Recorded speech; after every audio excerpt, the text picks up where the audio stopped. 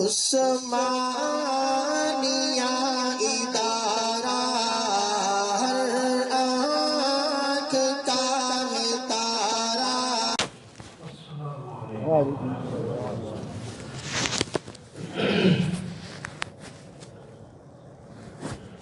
الحمد لله وكفى والصلاة والسلام على سيد الرسل وخاتم الأنبياء، أما بعد فأعوذ بالله من الشيطان الرجيم. بسم الله الرحمن الرحيم. يا أيها الذين آمنوا خذوا حذركم فانفروا ثبات أو انفروا جميعا. صدق الله مولانا العظيم وصدق رسوله النبي الكريم، ونحن على ذلك لمن الشاهدين والشاكرين والحمد لله رب العالمين. محترم معزز سامعین، بزرگوں، دوستوں اور عزیزوں، سورۃ النساء کی ایک آیات تلاوت کی. اس میں اللہ تعالیٰ ایمان والوں کو ایک حکم دے رہے ہیں، اور خاص کر حکمرانوں کو اور ان کے ساتھ ساتھ تمام ایمان والوں کو لفظ ایمان کا ذکر فرمایا. یا ایھا الذین آمنوا، ایمان والے. تو حکم کیا ہے؟ خذوا حذرکم، لوگو تم اپنے بچاؤ کا سامان لے لو، پکڑ لو، ساتھ کر لو. حذر کا لفظ ہے. حذر کا معنی ڈر، حذر کا معنی احتیاط، حذر کا معنی کسی خوف ناک چیز سے بچنے کے لیے سامان مہیا کرنا. حذر کے معنی تو اللہ تعالیٰ نے یہ لفظ ارشاد فرمایا، خذوا حذرکم، حذر کو پکڑ لو، احتیاط کو پکڑ لو. اس کے مفہوم میں بہت سی چیزیں آتی ہیں. ان میں سے پہلی چیز تو احتیاط کی ہمیشہ یہی ہوتی ہے کہ انسان کو جب اپنے ملک کی سرحدوں، اپنے دین کی سرحدوں کی حفاظت کرنی ہوتی ہے تو اس کے لیے ہتھیار درکار ہوتے ہیں. مومن تو بغیر اسلحہ کے بھی لڑ پڑتا ہے جب موقع ہو. وہ اسلحے کا محتاج نہیں، وہ اللہ کی رحمت کا محتاج ہوتا ہے. لیکن یہ دنیا تحت الاسباب بنائی گئی ہے. بھوک تو اللہ ہی چکاتا ہے، لیکن کہا کھانا کھاؤ تو بھوک ہم ختم کر دیں گے. اگر اللہ تعالیٰ نہ چاہے تو کھانا کھا کھا کر ہم تھک جائیں، بھوک ختم نہ ہو. لیکن یہ تحت الاسباب ہے، کھانا ہم نے کھانا ہے، پھر بھوک ختم ہو جائے گی. پیاس لگی ہے تو ہم نے پانی پینا ہے، اس کے لیے مشروبات ہیں. کوئی کہے کہ بس اللہ تعالیٰ بھوک ختم تو اللہ تعالیٰ کر سکتے، اور کرتے پینے کھانے پینے کے ساتھ بھی اللہ ہی بھوک اور پیاس کو ختم کرتے ہیں. استسقاء کی جو اس کو بیماری ہوتی ہے، وہ پانی پیے جاتا ہے پیٹ تو پھولتا چلا جاتا ہے، لیکن اس کی پیاس ختم نہیں ہوتی کہ اللہ تعالیٰ اس کی پیاس کو ختم نہیں کر رہے.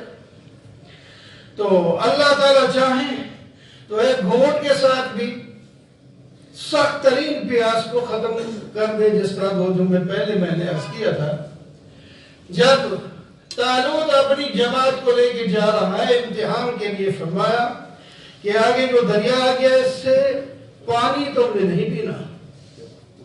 پیاس بے شک لگی ہوئی ہے، لیکن اللہ تمہارا امتحان لینا چاہتے. پانی صرف ایک چلو کی تو اجازت ہے، جو پیے وہ پی سکتا ہے، اس سے زیادہ نہیں۔ جن کو پیاس لگی ہوئی تھی اکثر نے وہ پانی سیر ہو کر پی لیا۔ لاکھ تقریباً آدمی تھا فوج کا، سب نے پانی پیا، اور چند سو یعنی 313 تقریباً انہوں نے اپنے پیغمبر، اپنے قائد، وہ قائد پیغمبر سرور تھے، سپہ سالار کے حکم کے مطابق ایک چلو پانی پیا، اس سے زائد نہیں پیا۔ اب بات اس وقت ادھر آئی، وہ جنہوں نے سیر ہو کے پانی پیا ان کی پیاس ختم نہیں ہوئی، پیٹ پھول گئے، جسم کمزور اور سست ہو گیا، چلنے کی سکت اور طاقت نہیں رہی، اور جن لوگوں نے صرف ایک چلو پانی پیا وہ حشاش بشاش ہو گئے، پیاس بھی ختم ہو گئی اور قوت بھی آ گئی۔ تو کرتے تو اللہ ہے، لیکن یہ دنیا تحت اسباب ہے۔ اسباب کے ہوتے ہوئے نبی علیہ السلام مسجد میں تشریف فرمایا، ایک صحابی آتا ہے، اونٹ اس کے پاس ہے، نماز پڑھنے کے لیے یا نبی علیہ السلام کو ملنے کے لیے وہ اندر آ جاتا ہے، اونٹ کو چھوڑ دیا کہ آگے پھر پکڑ لوں گا۔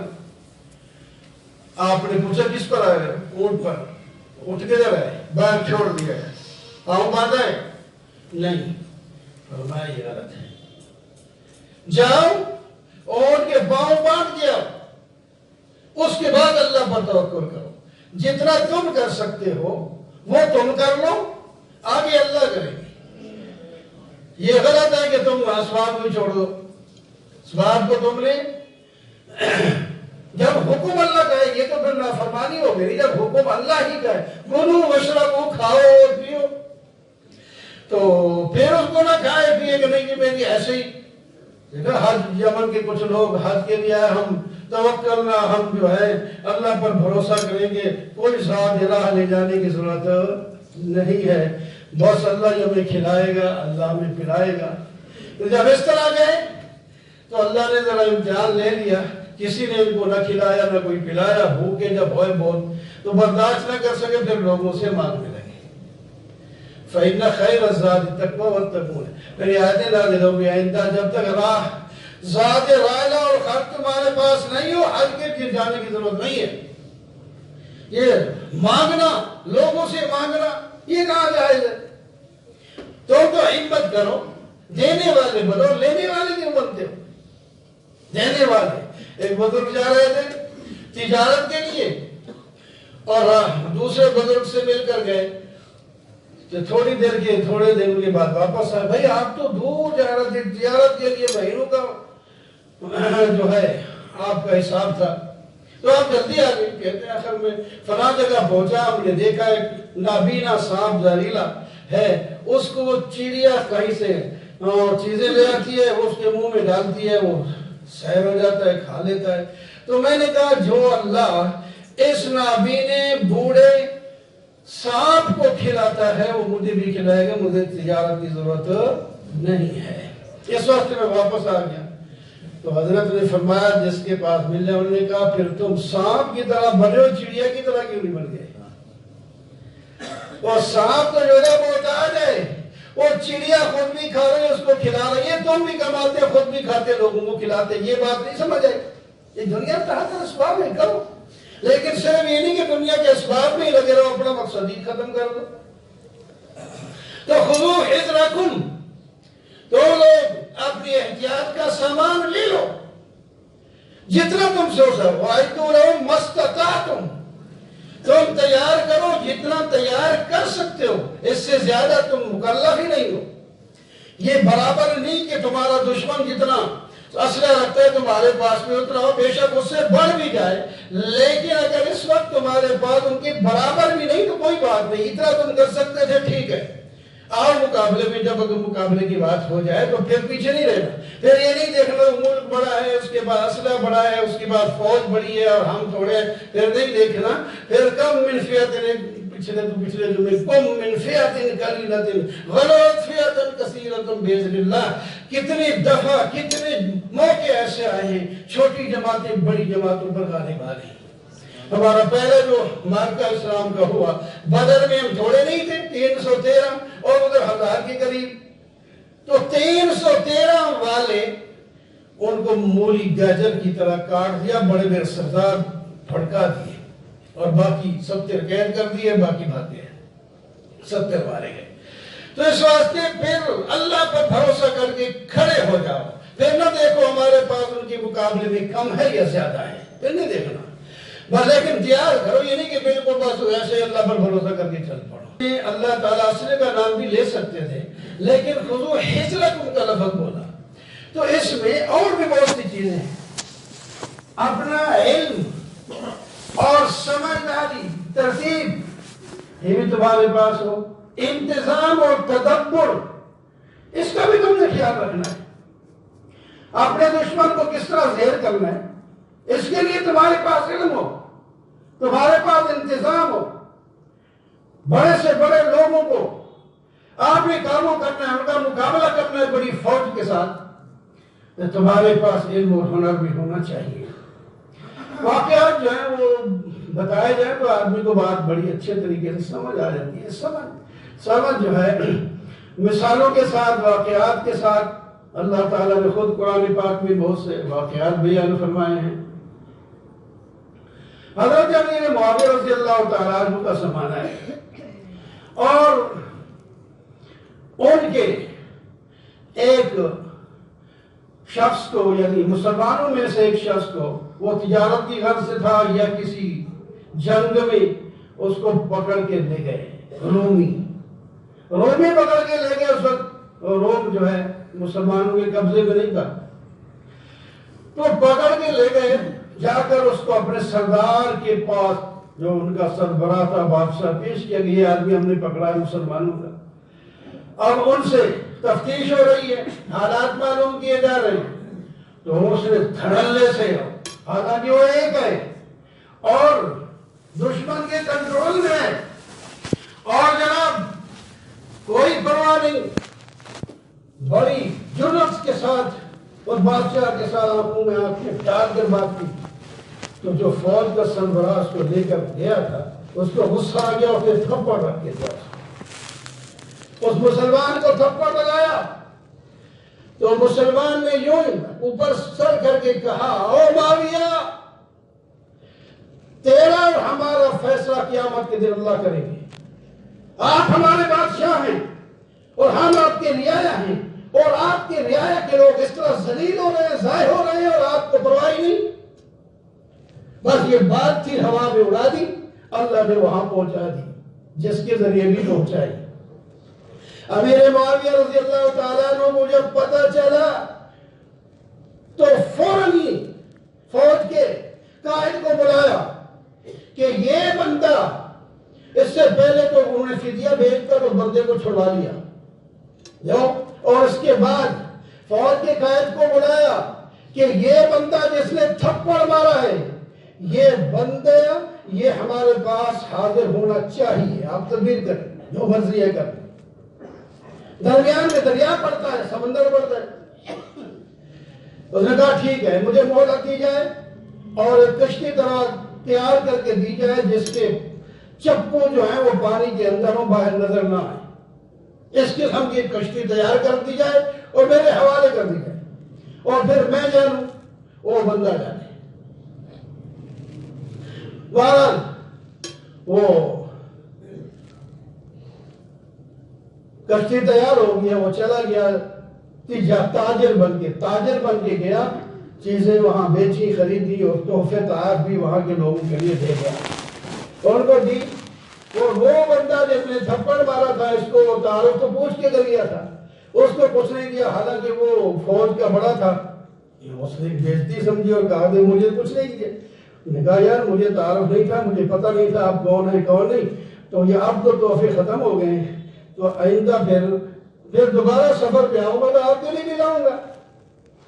چلو دوبارہ سفر پر گئے، اسی طرح پھر بھی دوسروں کو بھی ہدیے تحفے دیے اور اس کو بھی دیے، اور الگ اس کو کہا یار مجھے تجھ سے بڑی محبت ہے، پیار ہے، یعنی خصوصی آپ کے ساتھ تعلق جوڑنا چاہتا ہوں، آپ میرے ساتھ علیحدگی میں ذرا بات کر لیں۔ انہوں نے کہا ٹھیک ہے کیا بات ہے؟ کہا بات کر لیا، میں پھر آؤں گا، آپ کو کیا چیز پسند ہے بڑی اچھی، میں وہاں سے تیرے لیے خصوصی طور پر لاؤں گا تیسرے سفر میں۔ 2 سفر پیسے ہو گئے۔ تیسرے انہوں نے کہا ایک فلاں قسم کی جو چادر ہے فلاں رنگ کی بڑی عمدہ، وہ چادر مجھے چاہیے۔ کوئی بات نہیں، ہم لائیں گے۔ واپس گئے، وہ چادر تیار ہوئی، اس کے بعد وہ اسی طرح اسی کشتی پہ واپس آ گئے۔ میں جلدی جلدی ختم کر رہا ہوں۔ تو اس کو تو وہ خوش تھا کہ میرے لیے لایا، وہ خود ہی جب پتہ چلا کہ کشتی آ رہی ہے فوراً ہی وہ دریا کے کنارے پہنچا کچھ اپنے ساتھیوں کے ساتھ، اور پہنچ گیا اندر۔ انہوں نے جو ہے جب قریب گئے تو وہ چادر اوپر باہر جب اس طرح پھیلا دی، دور سے نظر آئے کہ واقعی وہ چادر آ گئی ہے۔ وہ خوش ہو گیا کہ میرے لیے لایا۔ اندر گئے، وہاں کشتی میں بٹھایا، باتیں شروع کر دی اس کے ساتھ، اس کو ہدیے تحفے دینا شروع کر دیے، اور اپنے ملازموں سے کہہ دیا بس اس کو کشتی دو، کیونکہ جب وہ اندر ہی ہے پتہ نہیں لگتا۔ وہ کشتی واپس ہو گئی، یہ اندر بیٹھے رہے۔ اور جب دریا کے اندر پہنچ گئی کافی دور، انہوں نے بادبان بھی اوپر کھول دیے۔ وہ حیران ہو گیا، اس نے کہا یہ کیا ہو گیا میرے ساتھ؟ انہوں نے کہا جو کچھ ہو گیا وہ ٹھیک ہے۔ اس کو پکڑ لیا، جو جتنے بندے تھے سب کو گرفتار کی رسیوں سے کر کے اس کو واپس لے آ کر حضرت امیر معاویہ کے سامنے کھڑا کر دیا، یہ ہے بندہ۔ وہ بلاؤ اس آدمی کو جس کو تھپڑ مارا تھا، اس کو لاؤ۔ تو لایا گیا کہ یہ بندہ تجھے تھپڑ لگایا تھا؟ ہاں جی۔ اسی طرح کا تھپڑ مار دے جس طرح اس نے مارا تھا، اس سے زیادہ نہ مارنا۔ اس نے تھپڑ لگا دیا، وہ چادر بھی اس کو دی، اس کو کہا پھر واپس جاؤ، ان کو وہاں اسی کنارے پہ چھوڑ کے واپس آؤ، اور اس کو کہا ہم اگر چاہیں اس بادشاہ کو اپنے کو کہہ دینا تم ہماری 10 سال سے دور نہیں ہو، ہم جسے چاہیں پکڑ سکتے ہیں۔ ہم نے پکڑ کے دکھا دیا۔ تو ایک تدبیر ہوتی ہے، ایک طریقہ ہوتا ہے۔ اب ان پر پھر روک چھا گیا، وہ جو روز تنگ کر رہے تھے۔ تو بہرحال اللہ تعالیٰ فرماتے ہیں خذوا حذرکم، اپنا سامان تیار کرو، اس میں تدبیر اور انتظام بھی ہے، عقل اور سمجھ اور علم بھی ہے۔ اس کا اللہ تعالیٰ حکم دے رہے ہیں۔ اللہ تعالیٰ